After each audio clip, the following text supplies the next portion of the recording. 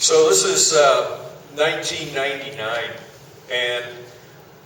our tire maker, the one that was supplying, well, actually sponsoring our race team, I said to them, it was Mark Slate at WTB, I asked him, Mark, I've been thinking, I'd actually been talking to Mark for years about, the prospect of having a larger diameter mountain bike wheel. And finally I said to Mark, we've got to make this tire. He made the tire, and then I designed a frame around it. And the idea with this frame was that I wanted to make a new bike that was identical to my 26-inch racing bike, except in one thing. It had larger diameter wheels. I wanted to make all of the geometry points as close as possible to the 26-inch wheel. And this was the original frame. And this original frame actually has a very short chainstay, around 16 and a half inches, actually. Very, very short. And it had a very short head tube. And the fork I got made by Manitou, a Manitou Mars that I got extended out into, and it would work up to 29. 当時はですね、先ほどの設計図ですね、これが初めてのですね、29インチの設計図です。時が進んで1999年ですけれども、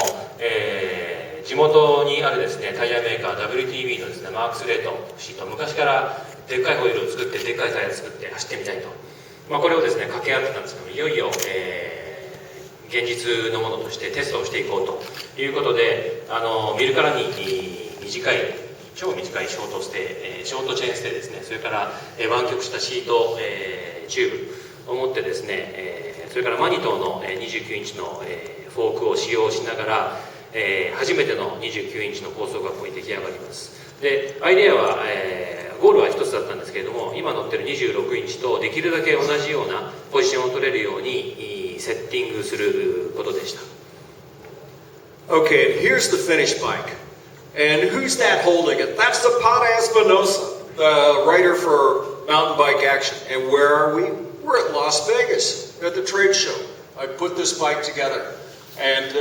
you notice that super short chainstay. And I had to mount the front derailleur on, cut the cage off, adjust it to fit the chain rings perfect, and then weld it back on. でこれは、先ほどの、設計図が実際に自転車になったところですけれども、ラスベガスショーでですね、これはアメリカの名物、雑誌編集長、ザップ・エスピノーザですけれども、このバイクを見てですね、すげえバイクだなと、なんだこのバイクということで、初めて世に出たものをですね、ちょっとお披露目をしたところです。で実際に29インチで初めてこう作ってみて、その走り自体やっぱ速かったんですか、26インチよりも。Well, this was, like I said before, I made a bike that was as identical as I could to my 26. And what I did then was for the next 6 months, I rode with a heart rate monitor, polar setup, and I'd upload to my computer the rides. I'd go on a ride on a 26, same ride on a 29. Ride on a 26, same ride on a 29. Other ride on a 26, other ride on a 29. And this was over a 6-month period. And I would upload to the computer, I'd print out onto transparent sheets, I'd line it up and analyze and look at the different points. And at the end of that time, this bike was 3% faster than the 26. でこのバイクを持ってですね、その自分が今まで使っていた26インチと、比較をしながら心拍計をつけて、あるトレイルで、26インチで走ってで29インチで同じトレイルを走って今度29インチで走ってまた26インチで走って、そのデータ取りを6ヶ月間したそうです。違うトレイルでも繰り返してでそのデータをですねダウンロードしてコンピューターに落としてでそれをですね透明のセロハのシートにですね落とし込んでそれをこう26インチと29インチを重ねていろんなポイントで見てみると分かったことが29インチの方が 3% 速いという事実が判明しました。Now this is another photo. This is actually the same bike, repainted a different color, and you notice the fork on it, and that is Frenale's fork, a French-made fork, and you notice the aluminum pieces in there. Well, Gary Klein took the fork, it was originally a 26, cut it, put the pieces in there to extend it out to be a 29. And actually this fork had about a 44 millimeter offset, because I knew I needed a lot more offset because of the bigger size wheel. これはですね、先ほどの黄色い自転車をまた色を塗り直してですね、さらに検証を進めているんですけれども、外国製のフランス製のメーカーのフロントフォークを採用しています。ここでもですね、またいろいろ奇抜なことをやってまして、これはゲイリー・フィッシャーとゲイリー・クラインの初めてのコラボ商品なんです。商品じゃないですね、製品ですね。なんですけれども、ゲイリー・クライン氏がですね、当時このフォークを切って、でアルミのところの部分をですね、継ぎ足して接着して、で29インチ用のフォークを作ります。でその前に使っていたフォークよりももっとオフセットを増やしたかったので、こうやって変更したんですけども、大体これで44ミリぐらいのオフセットがついたフロントフォークが出来上がっていきます。 Okay, and here's the bike as it is today. And this bike today is a Euro bike. And it's being shown there as the first 29er. And it got, well, repainted again. But this time by my friend Paul Smith. You can see his stripes. And Paul Smith now owns this bike. でこれはですね、さっきの完成していったバイクをですね、当時、2000年代ですねに、あるレースにポール・スミスと一緒に、コラボで出たんですけれども、友人のポール・スミスにですねペイントしてもらいまして、6人でチームを結成してレッドブルの24時間耐久レースに出ます。でそのバイクが今ユーロバイクでですね初めての29インチと、歴史的なバイクとして、展示されているそうです。先ほどですね、44ミリのオフセットっていう話が出てきましたけども、今はですね皆さんご存知のように51ミリのオフセットの29インチバイク使ってますけども、その44からまた51にねこう変更になるっていうですね、やっぱその難しさとかってまたあったんですかね、そこには。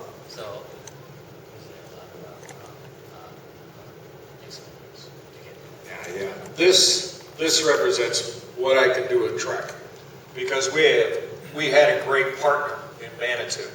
and Manitou, they built 30 different forks for us of different offsets.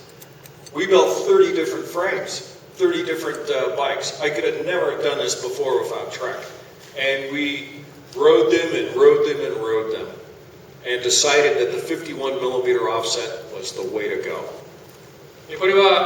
やはりトレックの参加でトレックの、資本とそれから、リソースで、実現したことなんですけど、 G2 ジオメトリーにたどり着くまでいろいろとありました。でマニトをですね、サスペンション、フォークの、パートナーとして慕えて、30種類の違ったフォークオフセットを作ります。で30種類の、当然バイクを作ると。でそれをですねいろんなライダーが乗り倒してテストをし倒してですねたどり着いたのが51ミリだと。51ミリのオフセットが一番具合がいいということで、この G2 ジオメトリーに落ち着きました。やっぱりその、トレックに来てできたっていうことなんですけども、実際その特殊なですねマニトのフォーク1本作るのってどんなぐらいの価格なんですかね、特注してもらうっていうのは。It's very costly. It's not cheap. It's at least $100,000 to have the new mold to do it. So we had to be very serious about it. I could only do it with Trek. I see other people trying to do it in a much cheaper way and cut the corner. これは実際非常にですね開発投資費はお金がかかることで金型を一回また作り直すんですけれども、大体それで、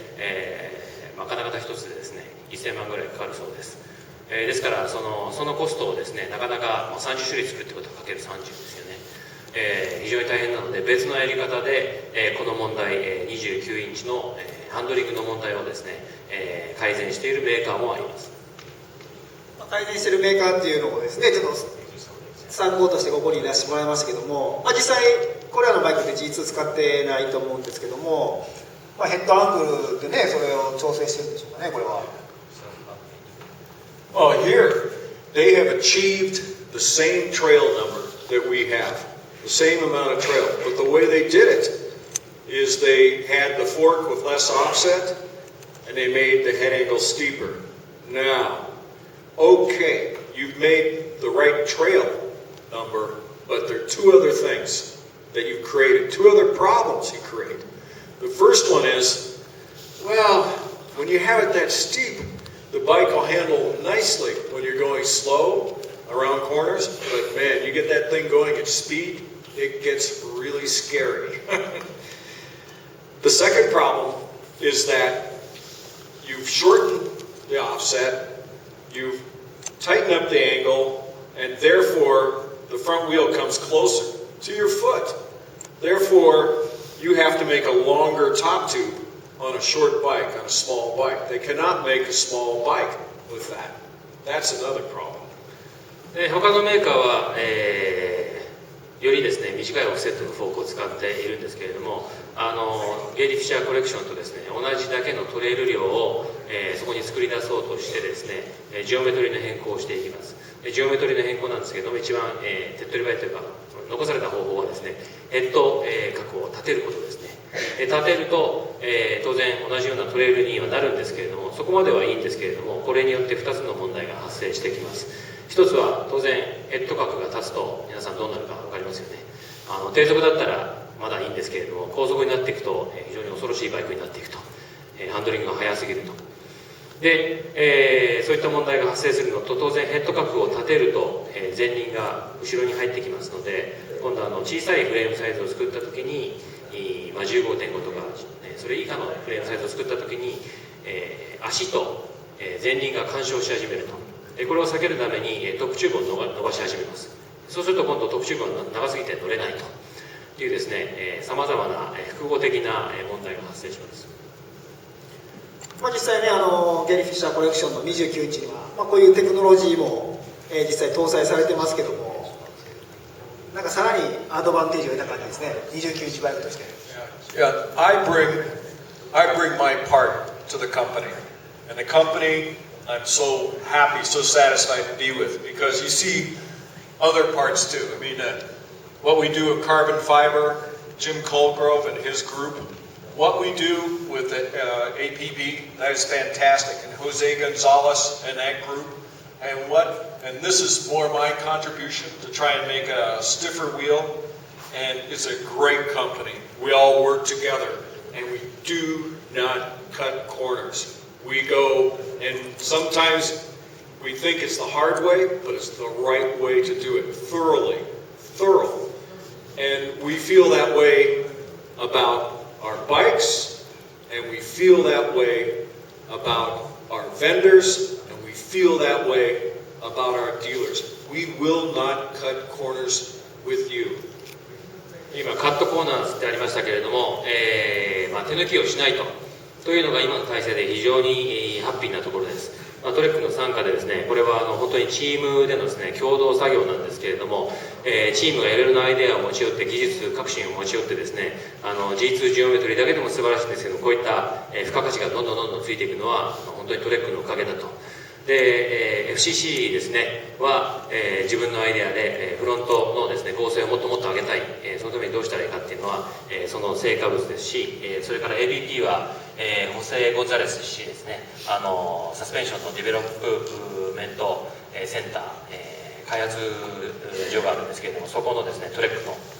施設なんですけれども、そこの成果物ですし、それから OCLV マウンテンもですね、先ほどのジム・コールグローブ氏のような革新的な技術がここにどんどん入ってくるので、ゲイリー・フィッシャーというブランドは非常にお金がかかって大変なんですけれども、正しいやり方、皆さんにとっても正しい、素晴らしいいい製品を作る上では絶対必要な、手間暇コストだと。でこの手間暇コストを、むやみやたらにですね、削減しない、犠牲にしないというのが今の体制では非常に嬉しいことです。ありがとうございます。ちょっと話は変わりまして、今ねこうグローバルのマーケティングトレンドっていうふうに書いてますけども、実際、アメリカ含め、ヨーロッパで29インチのね実際人気っていうのはどういうもんですかね。Well, in the U.S. market, the 29er is of all bikes, of all mountain bikes, is more than half now. And in the category of over $1,000 in a hardtail, it's more like 90%. and it keeps growing every year. And you go to a mountain bike race, a cross-country race in the U.S., and they're all over the place. They are the majority of bikes being raced right now. でまずアメリカ、先進国アメリカですけれども、10万円以下のですね、ハードテールはもう先ほどありましたけど 65%、半数以上はもう29インチだそうです。で、今度10万以上になると 90% 以上で、レースシーンに行くとですね、もう 100% 近くの所有率を占めるそうです。でアメリカでは本当に受け入れられて、それがもうトップブランド、トップスタイルであると。And in Europe, now, for a long time, a lot of resistance to the 29er. But there are 4 things going on there now. 1, the bikes are really good. There's all the tires, all the forks, all the rims, all the wheels that you could want. 2, the magazines, love them. 3, World Cup races are being won on them. 4, everybody's doing it. So that gives when everybody starts to do it, everybody thinks they must be good. ヨーロッパではですね、頑固な奴らが多いんで、なかなかうまく入り込めなかったんですけど、ここ最近になってですね、本当に急激に立ち上がってきました。で、4つ理由があるんですけれども、1つはですね、まずかなりパーツが充実してきたと。タイヤ、フロントフォーク、その辺、ホイールですね、その辺の周辺機器が、どんどんいろんなメーカーから出てきています。で、2つ目の理由として、まずワールドカップでですね、優勝し始めていると。でこういう実績が出て、それで無視できない存在になってきた。で3つ目はですね、それをですねメディアがかきたてます。でそうすると、より多くの人がこれはすごいものなんじゃないかとで思ってですね、4つ目、どのメーカーもどんどんこぞってですね29インチを作り出したというのがここ最近起こったことで、急激にその認知度と、受け入れ度がですね高くなっています。 In the United States, the growth of the 29er has been very steady, not super fast. In Europe, especially right now in the UK, in Norway, and Czech Republic, it's starting to go whoa, like this. And we're seeing country by country. They catch on, they get the idea, and it goes boom. アメリカはですね、非常に順調にですね、ぐんぐん右肩上がりでいったんですけれども、ヨーロッパ、特にイギリス、それからノルウェー、チェコなんかの国ではですね、話題が出て、でそれがマーケットが反応して、もう突然ここ数年でグワッと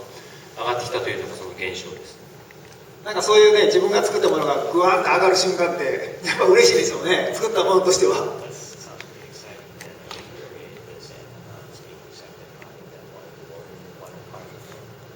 It's exciting for me, and I know I could not have done it without the support of Trek. We have a big group, and we take care of everything, and we do things the right way, and I'm so happy to be with this group. で自分が作り上げたものがこうやって世界中に広がってくるのは非常にエキサイティングで嬉しいことなんですけれども、これは本当に俺だけじゃなくてみんなのやっぱり協力があってチームでやったことなので、そこは非常に嬉しいし感謝していると。なんかね、今トレックのねサポートがあってたっていう言葉をもらいましたけども、最後にちょっとなりますけども、ゲイリー・フィッシャーコレクション、トレックゲイリー・フィッシャーコレクションのですね、アドバンテージを上げるとしたら、どういうポイントになりますか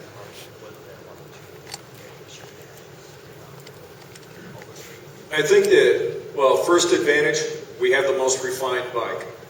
and we have a lot of horsepower, a lot of energy going after making this year's, next year's, the next year's. The other one is that we stand behind our product and we support it all the time. We're the best in the industry at supporting our product. And whenever you have a new product, a new place, there's risk involved, and we help mitigate that risk. でゲイリー・フィッシャー、コレクションの、アドバンテージということでゲイリー・フィッシャー、自身からのですねコメントですけれども、まず何といってもゲイリー・フィッシャーの29インチはもう世界最強最高の最も洗練された製品だと、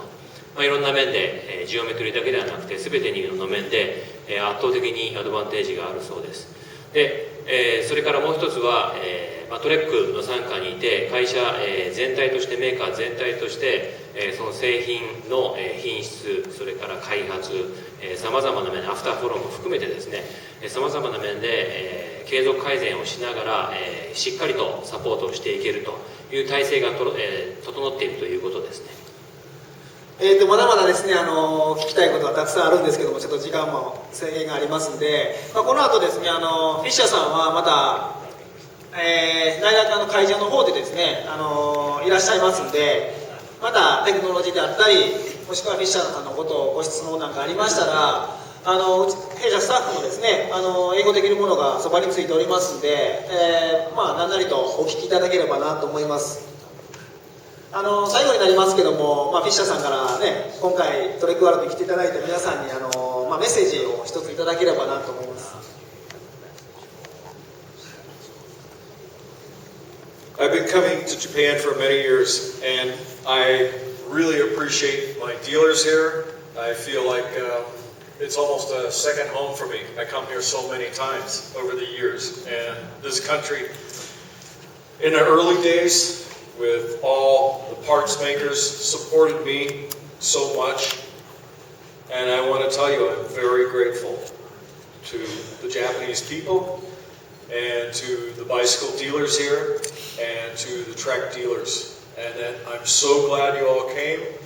and it makes me happier than anything to be working with you, so thank you very much.